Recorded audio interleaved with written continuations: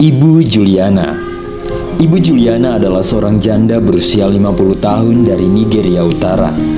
Ibu Juliana adalah contoh orang Kristen yang merasakan berbagai bentuk penderitaan, namun imannya tetap teguh di dalam Kristus. Pada tahun 2004, suaminya diserang dan dibunuh oleh kelompok ekstremis. Saat para pembunuh suaminya menyerang desanya, mereka juga membakar rumahnya. Juliana harus berjuang sendirian untuk menafkahi ketiga anaknya. Pada Januari 2011, ia dan anak-anaknya pindah ke Tafawa Balewa, sebuah wilayah Kristen. Di sana ia mendaftarkan anak-anaknya ke sebuah sekolah menengah dengan bantuan dana yang diberikan oleh gereja. Namun, beberapa bulan kemudian, sekolah untuk anak perempuan ditutup. Karena itu, kedua putrinya harus pindah ke sebuah sekolah di kota Yana, di mana orang Kristen adalah minoritas. Dan pada saat beberapa orang tua pergi untuk mengunjungi anak perempuannya, pihak sekolah mengaku tidak mengetahui keberadaan anak-anak ini. Mereka menghilang dan tidak ada satupun yang mengetahui apakah mereka masih hidup atau tidak. Juliana berkata, "Iblis menginginkan saya untuk meragukan Tuhan, tetapi saya tidak akan melakukannya. Saya akan terus berpegang teguh kepadanya, meskipun saya tidak tahu apa yang terjadi dalam hidup saya saat ini.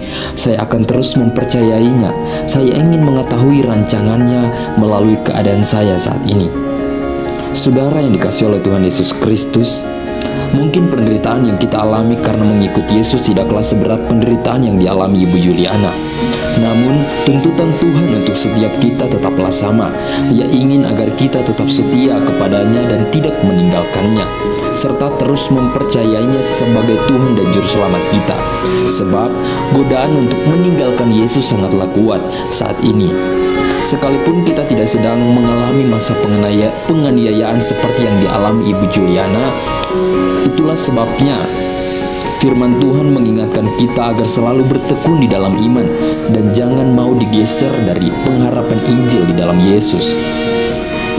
Kolose pasal 1 ayat yang ke-23 berkata demikian, "Sebab itu kamu harus bertekun dalam iman, tetap teguh dan tidak bergoncang dan jangan mau digeser dari pengharapan Injil yang telah kamu dengar dan yang telah dikabarkan di seluruh alam di bawah langit, dan yang aku ini Paulus telah menjadi pelayannya." Jika negara lain banyak orang Kristen meninggalkan Yesus karena penganiayaan, maka di Indonesia justru sebaliknya, yaitu karena kenikmatan dunia. Sesungguhnya saat ini banyak orang yang meninggalkan Yesus karena diiming-imingi jabatan tinggi, karena harta dan popularitas yang didapat, dan karena pasangan hidup. Namun sebagai anak-anak Tuhan, janganlah kita meninggalkan Yesus dengan alasan apapun juga. Percayalah, jika kita sungguh-sungguh mengikut Dia, maka Ia akan mempromosikan kita, memberkati kita secara materi, dan memberi hikmat kepada kita untuk menemukan jodoh yang terbaik. Janganlah pernah kita meninggalkan Yesus. Mari kita berdoa. Yesus, mampukanlah aku untuk mengalahkan setiap godaan yang ada sehingga aku tidak meninggalkan-Mu. Dalam nama Yesus aku berdoa. Amin.